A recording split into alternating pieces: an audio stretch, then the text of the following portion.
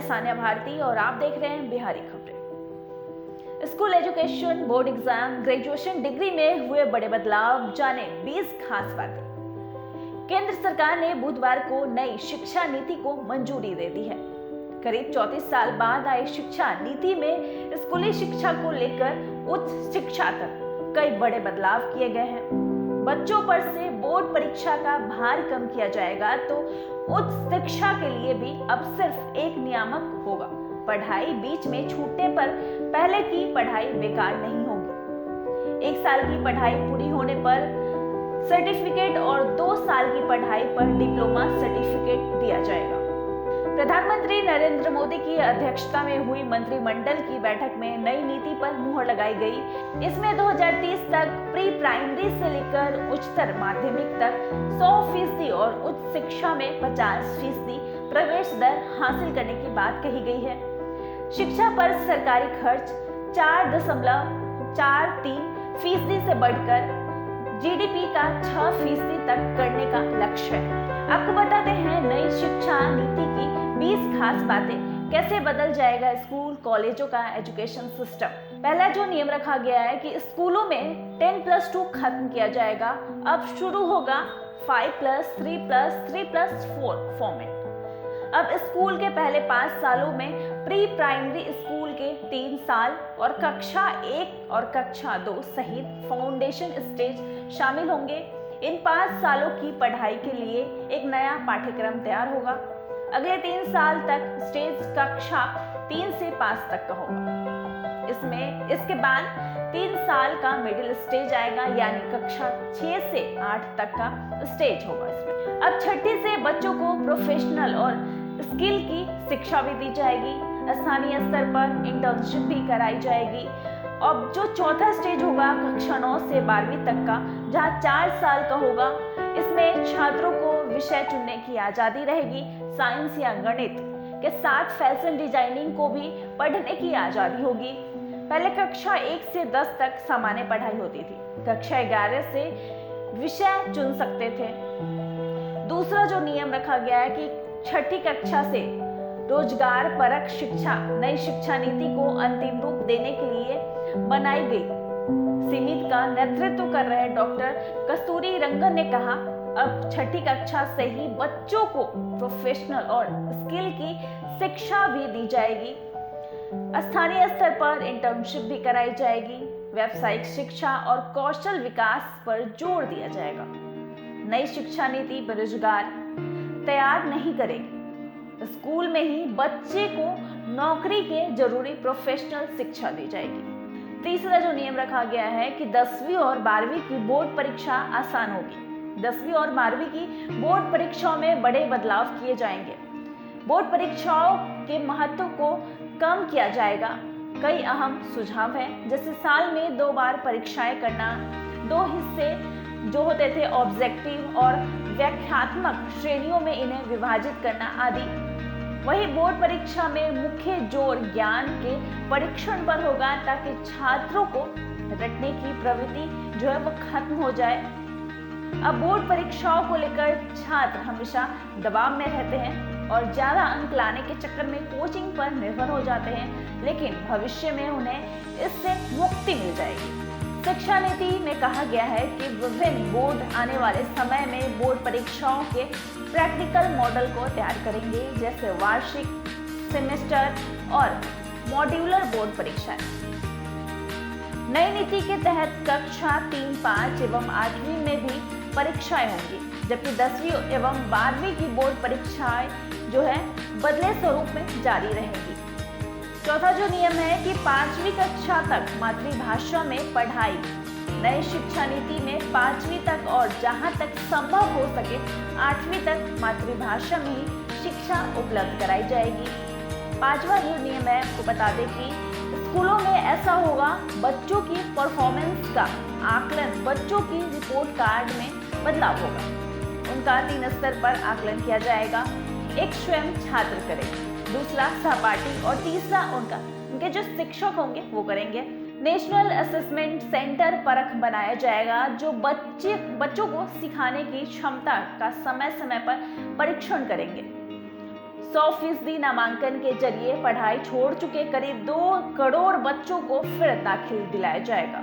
छठा जो नियम रखा गया है कि ग्रेजुएशन में 3-4 साल की डिग्री, मल्टीपल एंट्री और एग्जिट सिस्टम।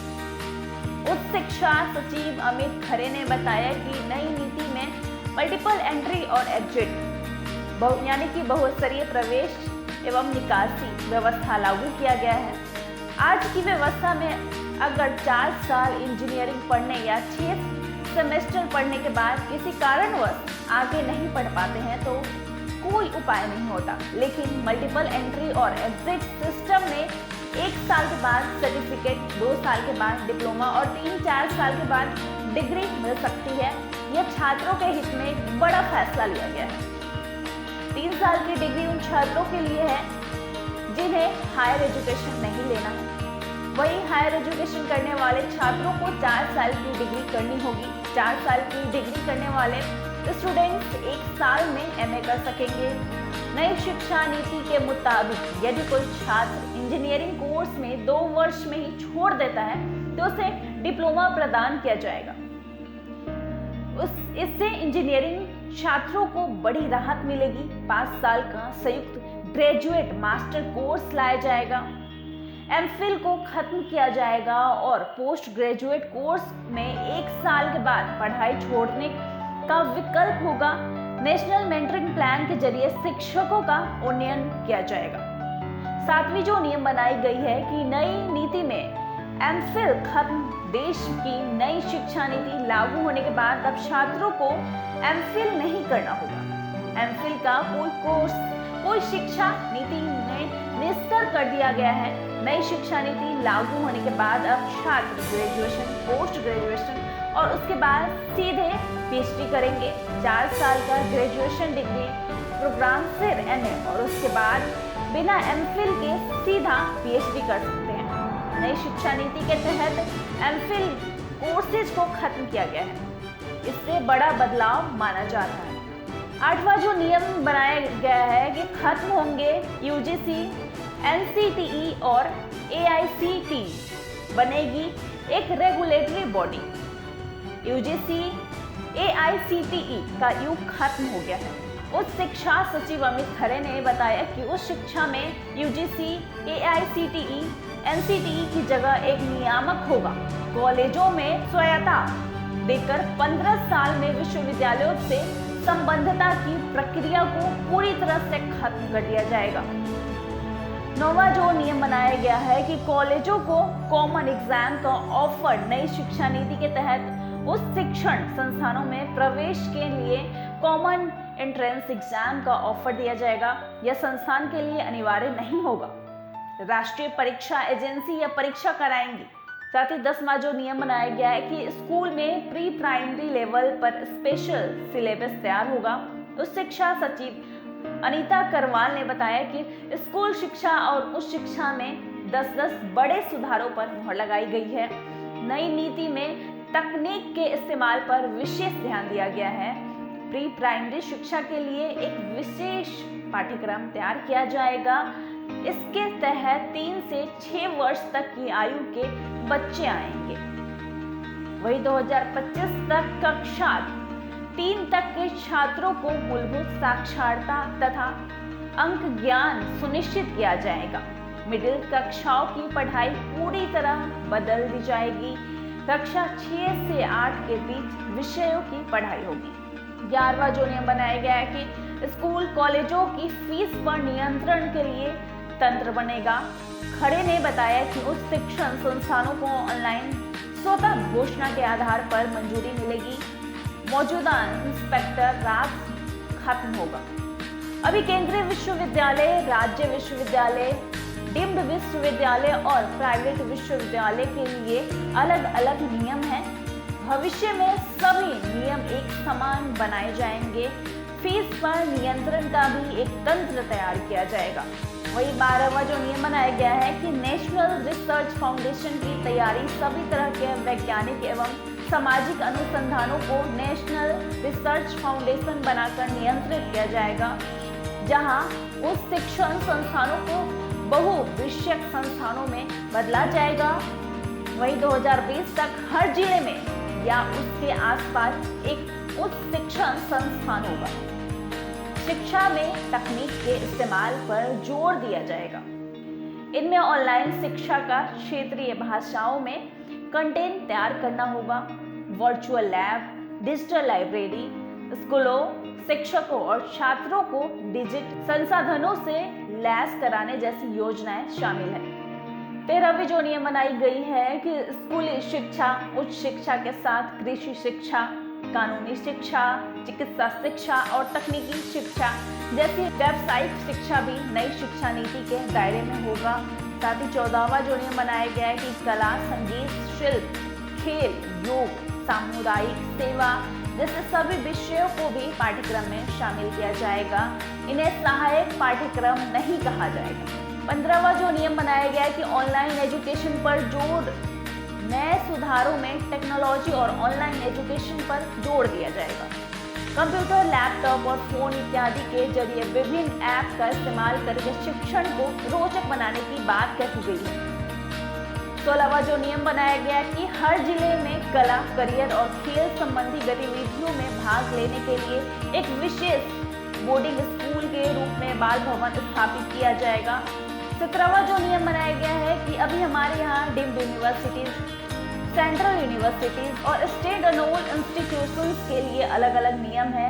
नई एजुकेशन पॉलिसी के तहत सभी के लिए नियम समान होगा। 18वां जो नियम है कि MHRD का नाम बदला मानव संसाधन विकास मंत्रालय का नाम बदलकर शिक्षा मंत्रालय कर दिया जाएगा। 19वां जो नियम बनाया गया है कि त्रिभाषा फॉर्मूला विद्यार्थियों को स्कूल के सभी स्तरों और उच्च शिक्षा में संस्कृत को एक विकल्प के रूप में चुनने का अवसर दिया जाएगा। त्रिभाषा फॉर्मूला में यह भी विकल्प शामिल होगा। इसके मुताबिक किसी भी विद्यार्थी पर कोई भी भाषा नहीं थोपी जाएगी। भारत की अन्य पारंपरिक भाषाएं और साहित्य भी विकल्प के रूप में उपलब्ध होंगे। विद्यार्थियों को एक भारत श्रेष्ठ भारत पहल के तहत 6 से 8 ग्रेड के दौरान किसी समय भारत की भाषाओं पर एक आनंददायक परियोजना गतिविधि में भाग लेना होगा। कोरियाई, थाई, फ्रेंच, जर्मन, स्पेनिश, पुर्तगाली, रूसी भाषाओं में माध्यमिक स्तर पर पेश किया जाएगा।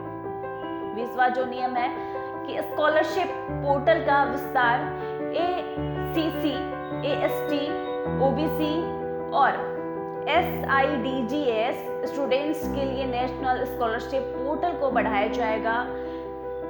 ANEP 2020 के तहत स्कूलों से दूर रह रहे लगभग 2 करोड़ बच्चे को मुख्यधारा में वापस लाया जाएगा।